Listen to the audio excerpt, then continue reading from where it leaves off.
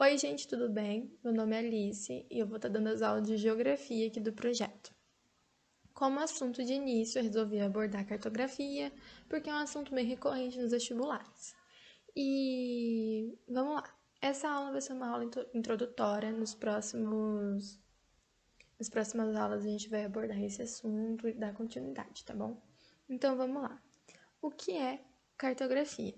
A cartografia faz parte da ciência geográfica que vai se preocupar com a escrita dos mapas, ou seja, é a área da ciência que é voltada à confecção de materiais que representam lugares e relevos, e também é uma ferramenta ideológica vista nas confecções de mapas.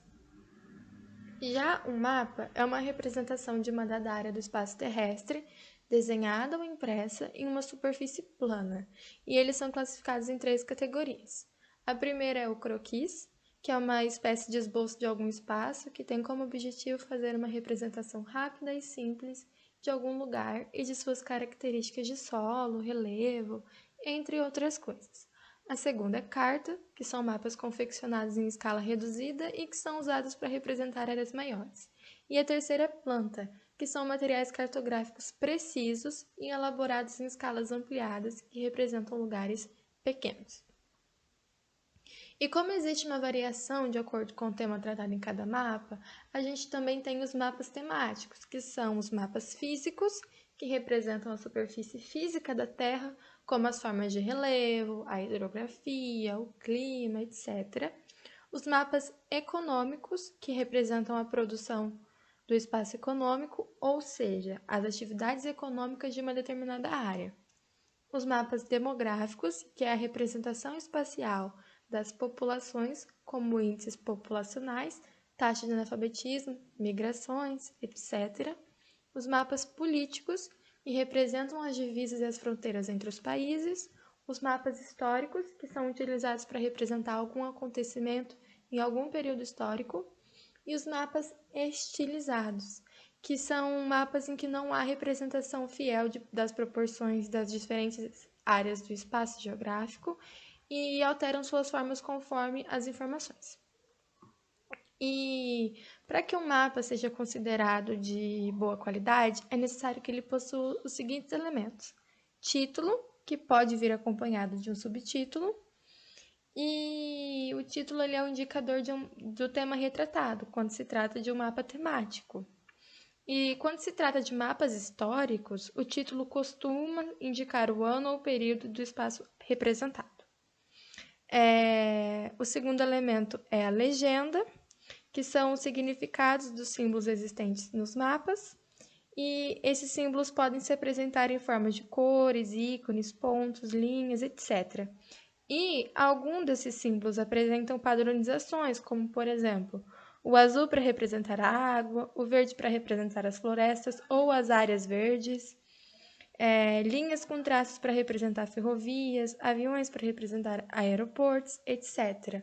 Não é necessariamente uma padronização, mas é como eu disse, às vezes pode acontecer. Na maioria dos mapas acontece isso. O terceiro elemento é a escala, que indica a relação matemática entre o espaço real e a representação desse espaço no mapa.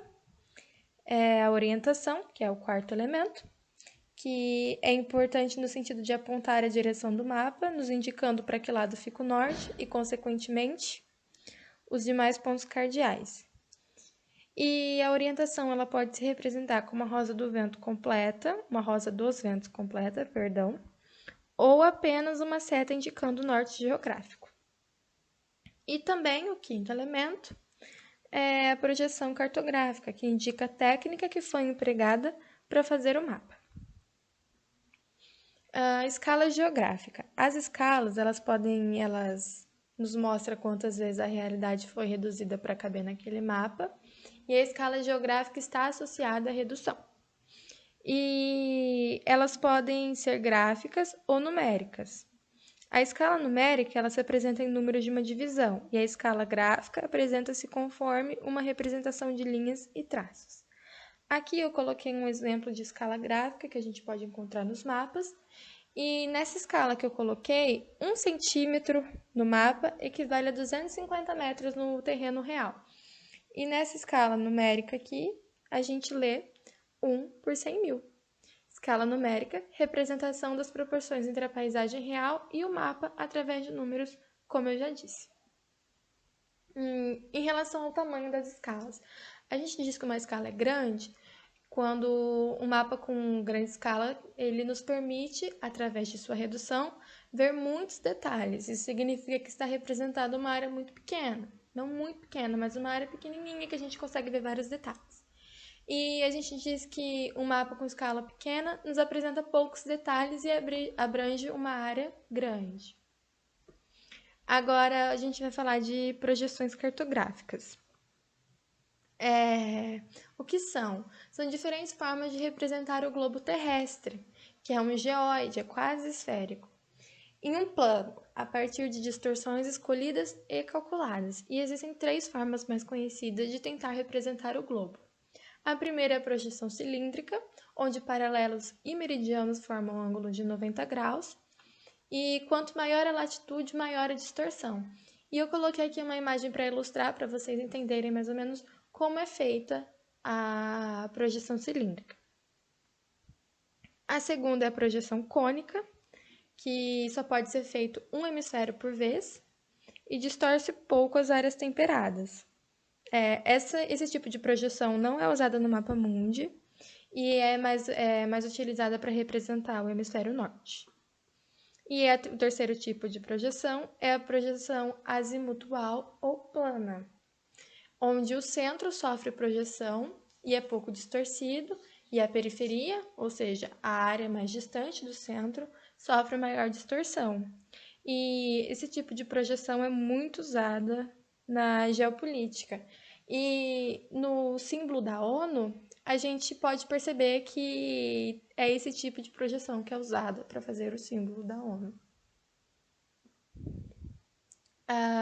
E quando a gente fala de formas de projeção, geralmente os mapas podem ter 3 características.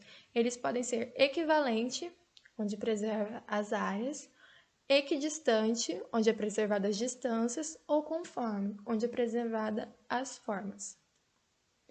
E como todo mapa é distorcido, ou seja, o que vai ser distorcido depende de uma condição ideológica do que o autor do mapa quer representar nele.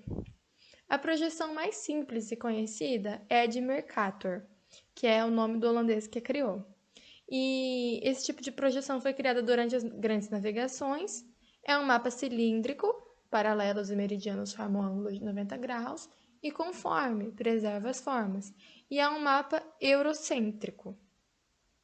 E também tem um tipo de projeção que é mais recente, que é a de Peters, que foi criada durante a Guerra Fria. E é um mapa cilíndrico, equivalente, e também é uma referência de mapas de terceiro mundo, que até então não haviam sido representados dessa forma. E é isso. Eu espero que vocês tenham gostado da aula. É minha primeira aula, então, se vocês quiserem dar alguma opinião, por favor, sintam-se à vontade. Deixa o like, se inscreve no canal, compartilha com seus amigos e estão livres para comentar o que quiser. Beijo, até a próxima!